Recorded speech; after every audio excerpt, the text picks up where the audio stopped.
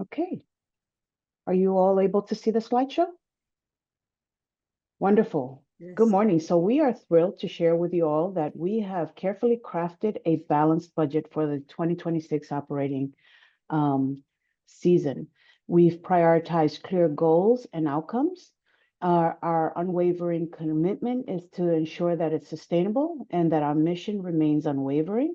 And we prudently work in striving to ensure that we are managing God's resources efficiently. Here are some 2026 budget notables. So we have prioritized our goals. This is a balanced budget. Our commitment to ensuring that we stay below a 5% draw and that we do not increase the 10% common mission support. We've managed these resources with transparency and accountability. We continue our commitment to being faithful stewards of the entrusted resources, and we always seek to mission and portfolio align our priorities. Our balanced budget is coming in at 7.165. We are looking at a 4.75% draw of a unitized value, and we'll deep dive into all these different aspects.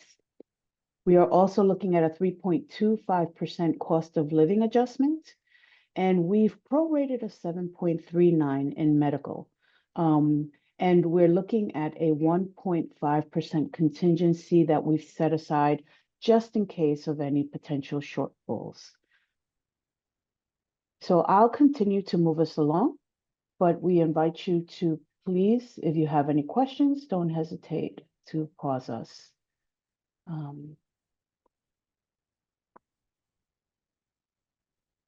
Okay. So here, we're looking at our common mission support. It's coming in a little less than 0.7078%.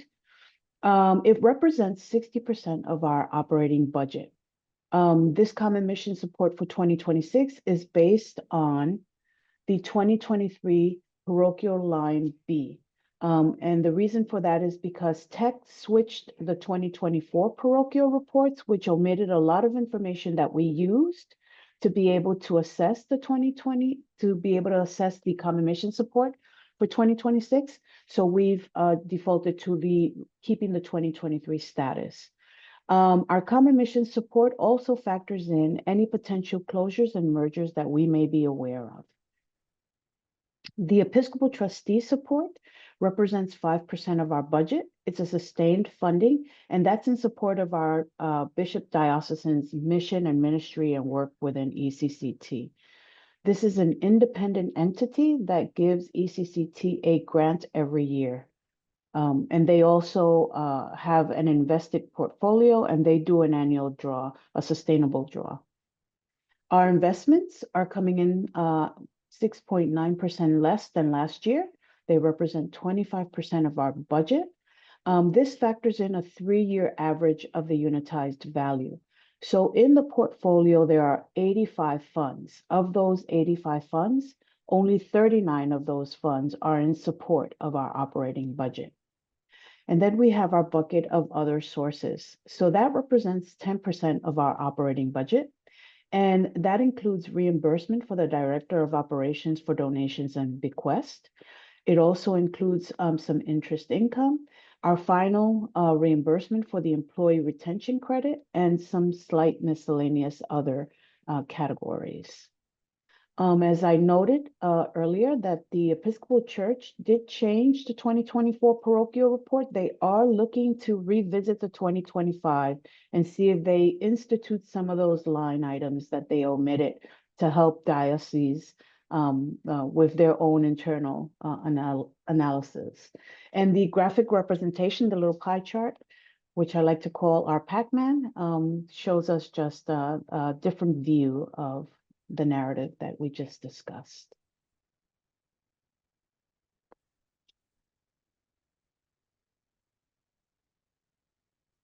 Okay. I'll keep moving us along if that's okay with everyone.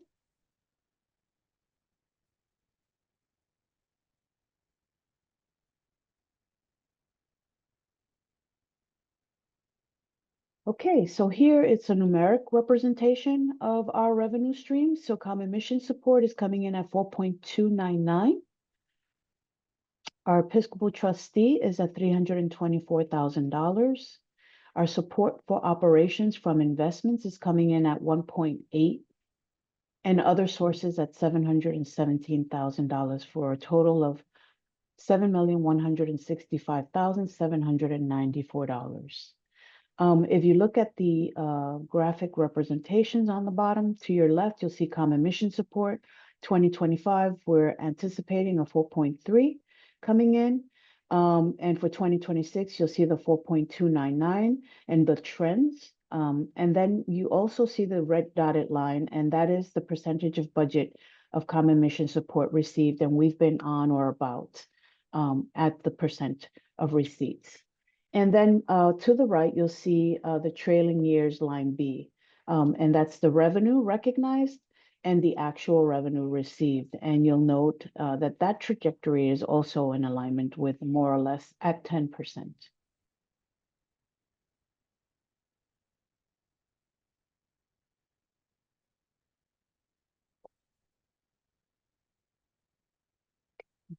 I'll keep moving us along.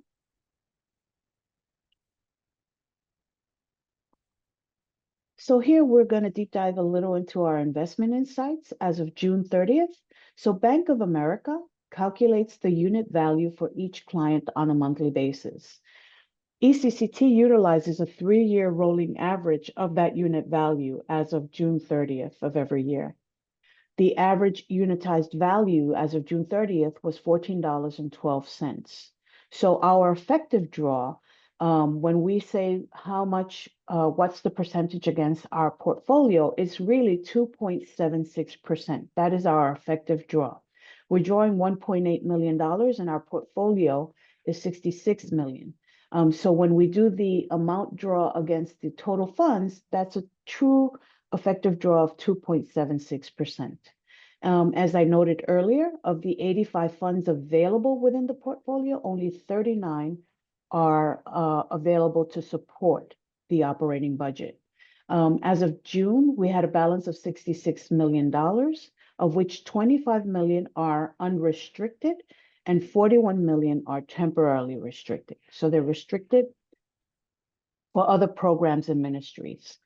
And then 9.4% of that portfolio is invested in an ESG fund, what we call an environmental, social, and governance fund.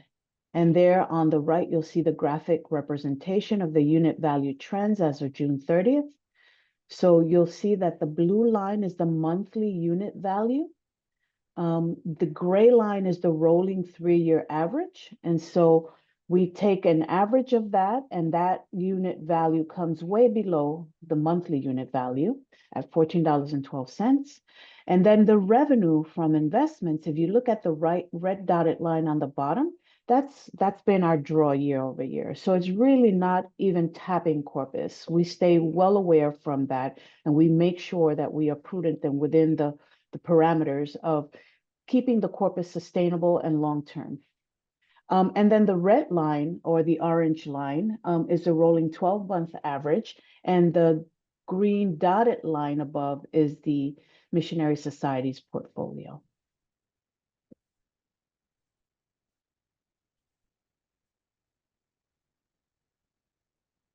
Okay, I'll keep moving us along if that's okay with everyone.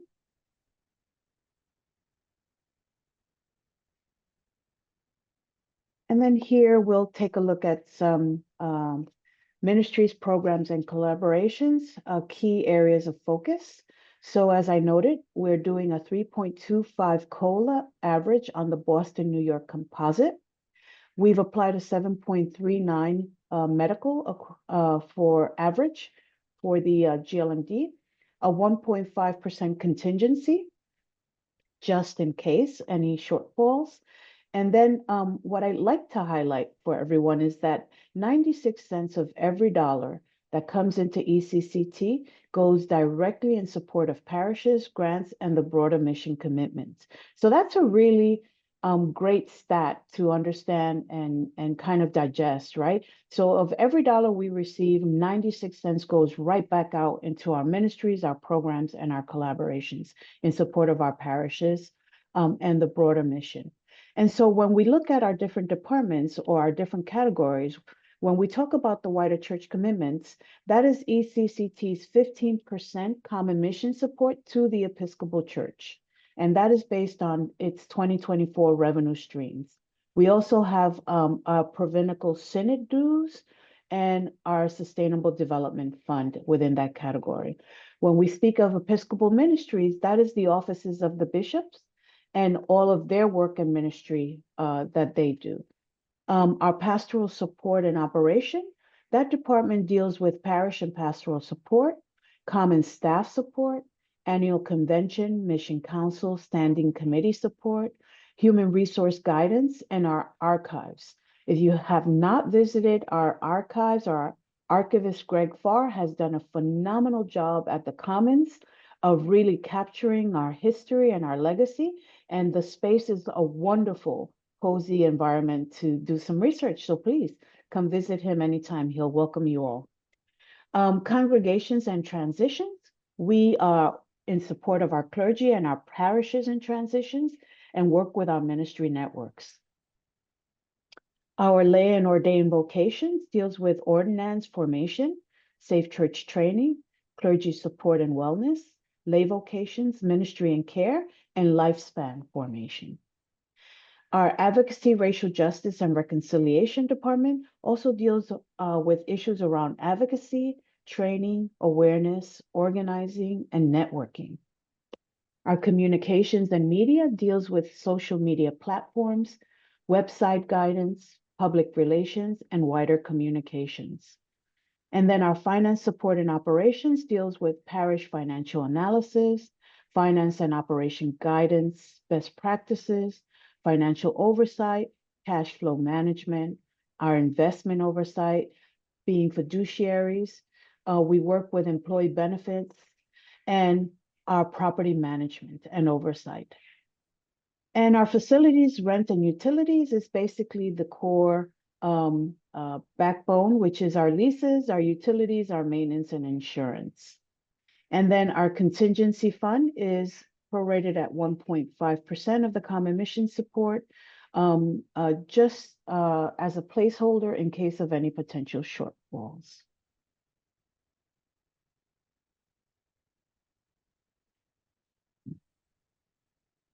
Okay, so I'll keep moving us along. So here we're looking at the numeric representation of the earlier chart, and I'll highlight some components again. So wider church commitments, the variance there is the tech 15% based on ECCT's 2024 revenue streams. Specialized ministries and grants and scholarships, that remains at a steady state. Our Episcopal ministry, the variance there, you'll note, what we've started to do is, because we have some cross-functional collaboration among team members, so what we do is a functional expense allocation on those team members. And so that's the variance that you note there. Our pastoral support and operations, our HR director needed to reduce her hours. And when one of the staffers moved on to another position, we consolidated some of that staffer's responsibilities. And so congregations and transitions, we have program portfolio optimization. What does that mean? Is that every year we go with all of our canons and all of the directors and look at their portfolios. What are their deliverables? What are the goals? And then how do we meet those goals and put a numeric value to it? And we try to always ensure that we are maximizing that resource and optimizing those expenses so that we're not duplicating expenses in any of the areas. Our lay and ordained vocation team, that includes the director of lifespan formation and portfolio realignment. So as a note, the lifespan formation, the director for lifespan formation was part of the reorganization that took place in 2024, but we knew that that position was not going to be hired in 2025, so we did not include it in our budget. but we are ready to move forward with the reorg, the final piece of the reorg for that particular position line item. And so it is included in our 2026. And then our advocacy, racial justice, and reconciliation, that's also program portfolio optimization. Our communications and media, again, our portfolio optimization, and as well as consolidation of one of the positions when an individual moved on. And then our finance and operations, the variance there is medical selection for qualifying life events. And so all of ECCT and all of the individuals receiving medical benefits through CIC or the church insurance uh, corporation through CPG every year get to re-elect what medical benefits are best suited for them, and so they get to switch that around, or if there are any qualifying life events. And so that is what took place there. And then our facilities rent and utilization, we have again every year we go through every line item, we consolidate or close any particular programs or software that is not needed or not being used, and we optimize those expenses. And our contingency is set for 1.5%.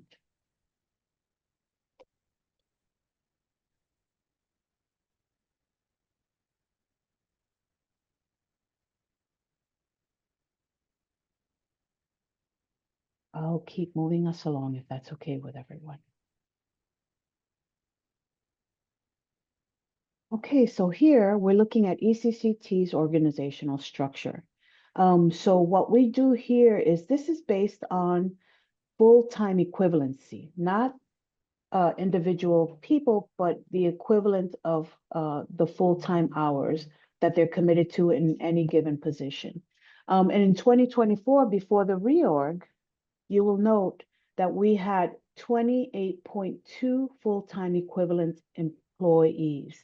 In 2025, that was reduced to 27.35 due to some shifts and changes and some retirements.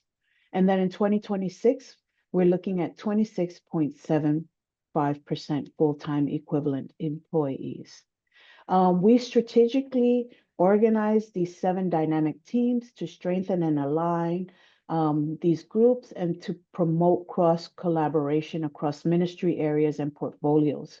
So we're no longer working on just focusing in on specific regions by specific portfolios, but every portfolio, is looking at every region across the board and working in collaboration with all parishes and all regions across the board.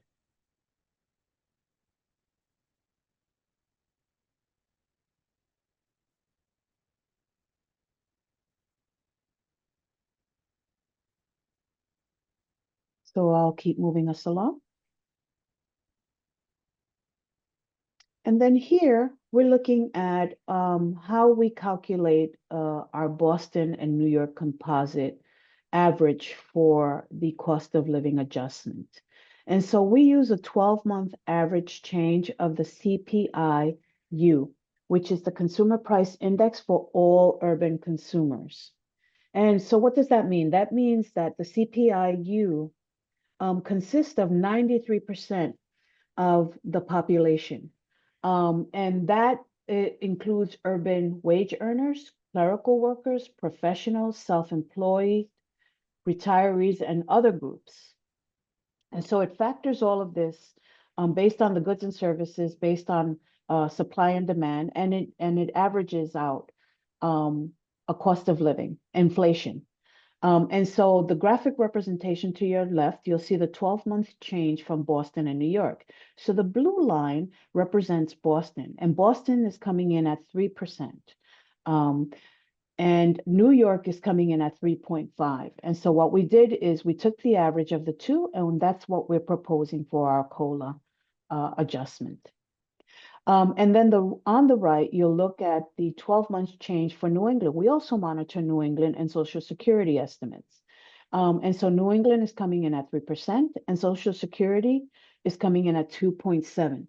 So Social Security uses a CPI-W, which is only for clerical workers and urban wage earners. So it's a very sampling. They're also, Social Security Administration is also looking to change the way that they view and that they capture the inflation, because it does not factor in all of the goods and services, nor any new products. It doesn't factor in any qualifying shifts, nor does it take into account rural areas or retirement income. So that's why Social Security always comes in on a lower end or range, but when they reshift and they re-examine, that may shift going forward.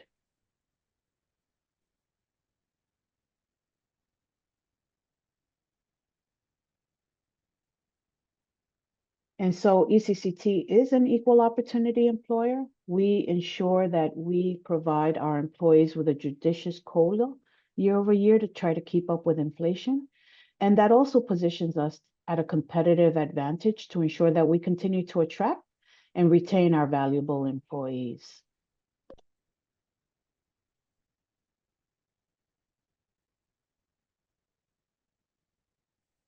And so here are medical premium assumptions.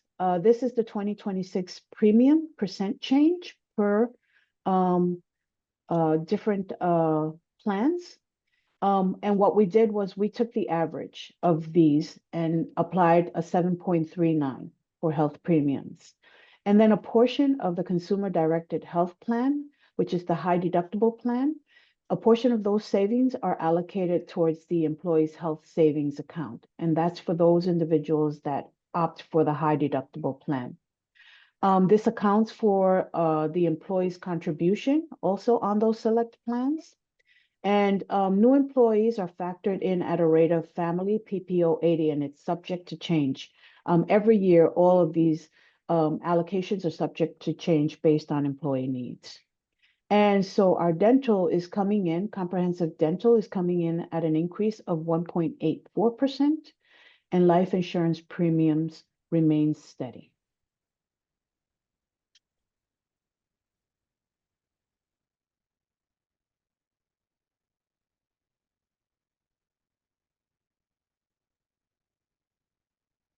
Okay.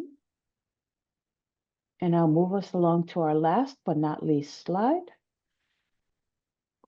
So here we're looking at the Missionary Society funds. So in addition to ECCT's operating budget that has grants and resources for our parishes, there are also grants set aside every year for distribution. This year for 2026, we're looking at approximately $2.2 million.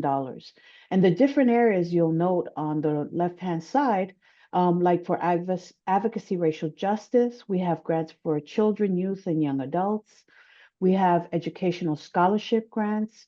We have grants and reimbursements. We have parish grants and Hispanic ministry support, retired clergy for medical and housing assistance. We also have a region entrepreneurial fund, which is for parishes who do collaboration and ministry together. This is an excellent opportunity to support those ministries. And then we also have region support and grants. So we invite you all to visit our website at the Grants and Scholarships and Loans, the ECCT website, and that's where you can find all of these opportunities. Some of these grants are very easy. There's a reimbursement grant of up to $5,000. All you have to do is upload a receipt related to security, fire safety, or any technology. And that literally turns over almost immediately. It is, however, on a first come, first served basis, because we only have enough money right now currently for that particular grant for 15 parishes, up to $5,000. So we encourage you to visit the website. You know, it's a quick reimbursement that you can infuse your parish with some cash flow. Also, the property improvement grant every year, up to $8,000. And then there are other grants that use algorithms and have other specific criteria, but we invite you to visit and explore those opportunities and tap these resources. And that is it for our presentation. We want to thank you.